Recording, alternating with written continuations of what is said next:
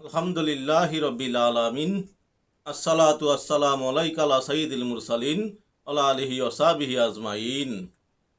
সমস্ত প্রশংসা একমাত্র মহান আল্লাহ তাআলার জন্য এবং লাখো কোটি বরং তার চেয়ে বেশি দুরূদ ও সালাম শ্রেষ্ঠ নবী, প্রিয় নবী, নবীদের নবী, সরকারে দেওয়া আলম, নূরে মুজাসসাম, রসুলে কায়নাত সাল্লাল্লাহু আলাইহি সাল্লামের উপর। সম্মানিত দিনী ভাই বোনেরা, সম্মানিত বিওয়াস, আশা করি মহান আল্লাহ তাআলার অশেষ রহমতে ভালো আছেন। তাই আসুন শুকরিয়াতান বলি আলহামদুলিল্লাহ। সম্মানিত বিওয়াস, আপনারা দেখছেন রেহান টিভি 98 ইউটিউব চ্যানেল। এই চ্যানেলের মূল উদ্দেশ্য কোরআন এবং হাদিস থেকে ইসলামিক ভিডিও আপলোড করা। আমরা অতীতে অনেকগুলো পর্ব দেখেছি, শয়তানের মোকাবেলা ও আল্লাহ প্রাপ্তির উপায়। এই পবিত্র পর্বটি যারাই দেখেছে তারাই উপকৃত হয়েছে। তাই আসুন, যারা নতুন দেখছি অনুগ্রহ করে সাবস্ক্রাইব করে পাশে থাকা বেল আইকনটি ওপেন করে দেই এবং সময় থাকলে শয়তানের মোকাবেলা পর্বটি দেখতে থাকি। সম্মানিত বিওয়াস, আজকে আমরা একটি নতুন অধ্যায় শুরু করব ইনশাআল্লাহ। তালিমুস সালাত। তালিমুস সালাত হচ্ছে মহান আল্লাহ তাআলার হুকুম মানা। ইসলামের দ্বিতীয় স্তম্ভের নাম হচ্ছে সালাত। ইসলামের পঞ্চম স্তম্ভের প্রথম স্তম্ভ তথা তাওহীদ ও রিসালাতের স্বীকৃতি প্রদান করার পর সবচেয়ে গুরুত্বপূর্ণ স্তম্ভ হলো সালাত আদায় করা। রাসূলুল্লাহ সাল্লাল্লাহু আলাইহি ওয়াসাল্লাম হযরত মুয়াজ ইবনে জাবাল রাদিয়াল্লাহু আনহুকে ইয়ামান প্রদেশের শাসনকর্তা রূপে প্রেরণ করেন এবং তাকে বলেন, তুমি তাদেরকে এ সাক্ষ্য দিতে আহ্বান করবে যে আল্লাহ ছাড়া আর কোনো ইলাহ নেই এবং হযরত মুহাম্মদ সাল্লাল্লাহু আলাইহি ওয়াসাল্লাম তার রসুল। যদি তারা এটা মেনে নেয় তবে তাদেরকে শিখিয়ে দাও যে প্রত্যহ দিনে ও রাতে আল্লাহ তাদের উপর 5 বার সালাত ফরজ করেছেন। হাদিস বুখারী শরীফ, হাদিস নং 1331 ও মুসলিম শরীফ।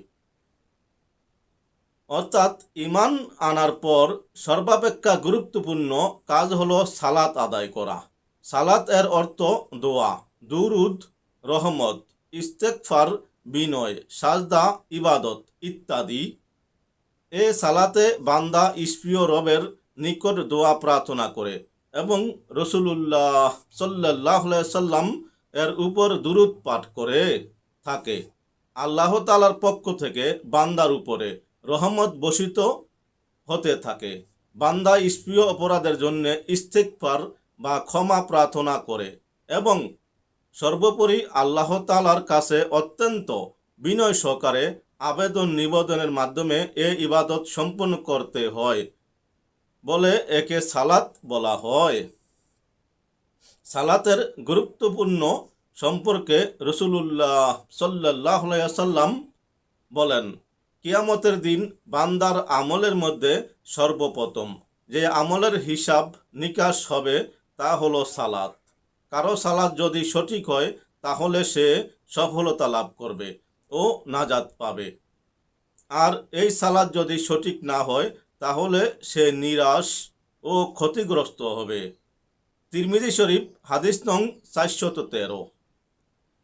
মানুষের আমলের ক্ষেত্রে সালাতের গুরুত্বপূর্ণ কতখানি তা একটি মাত্র হাদিস শরীফ থেকে উপলব্ধি করা যায়। বলা যায়, ঈমানের পর সালাতই হলো সকল আমলের মূল। এই সালাত অবশ্যই রাসূলুল্লাহ সাল্লাল্লাহু আলাইহি ওয়াসাল্লাম এর সুন্নাত মোতাবিক, অর্থাৎ তিনি যেভাবে পড়তেন সেভাবে পড়তে হবে। নিজের ইচ্ছা ও খেয়াল খুশি মতো পড়া যাবে না। সম্মানিত দিনী ভাই বোনেরা, সম্মানিত বিওয়াস, ভালো কিছু দেখতে গেলে শয়তানের ধোঁকা বেশি বেশি আসে।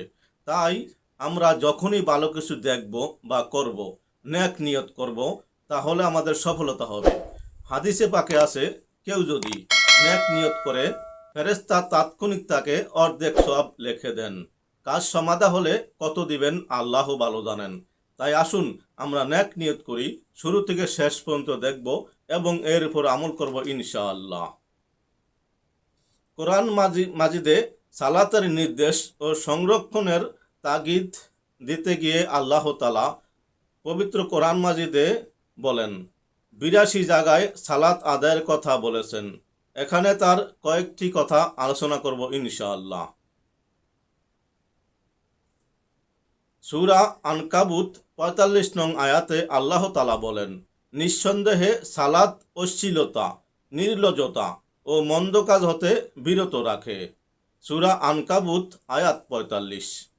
আল্লাহ তাআলা সূরা লোকমানে আরও বলেন, হে বৎস, যথারীতি সালাত আদায় করো, সৎ কাজের নির্দেশ দাও, অসৎ কাজ থেকে বারণ করো এবং আপদে বিপদে ধৈর্য ধারণ করো, নিশ্চয়ই ইয়া দূর সংকল্পজনক কাজ। এ কথাগুলো হযরত লুকমান আলাইহিস সালাম ওনার নিজ সন্তানকে বলেছেন। সেই কথাটি আল্লাহ তাআলা সূরা লোকমান আয়াত ১৭-তে এনেছেন। অপর আয়াতে আরও বলা হয়েছে, যারা সালাত আদায় করে, জাকাত দেয় ও আখিরাতে নিশ্চিন্ত বিশ্বাস রাখে, তারাই তাদের প্রতিপালক কর্তৃক নির্দেশিত পথে আছে এবং তারাই সফল কাম। সূরা লোকমান আয়াত নং ৪-৫।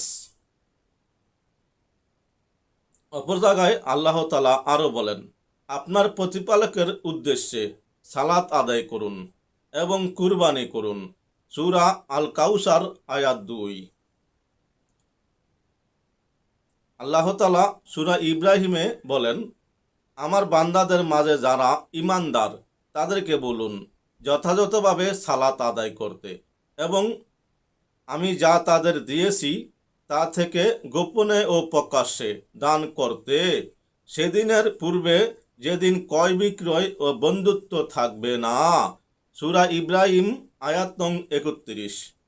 সম্মানিত দিনী ভাই বোনেরা, ব্যস্তময় দুনিয়ায় আমরা ছোট ছোট কিছু কথা যদি কাজে লাগাতে পারি তাহলে আমরা সফল হতে পারি। তাই আসুন ভালো জিনিস যখনই দেখব বেশি বেশি শেয়ার করে দেখব ইনশাআল্লাহ। উপকার মনে হলে অবশ্যই সাবস্ক্রাইব, শেয়ার ও লাইক করে পাশে থাকার আহ্বান। ধারাবাহিকভাবে দেখতে থাকুন রেহান টিভি 98 ইউটিউব চ্যানেল। আসসালামু আলাইকুম রহমতুল্লাহ।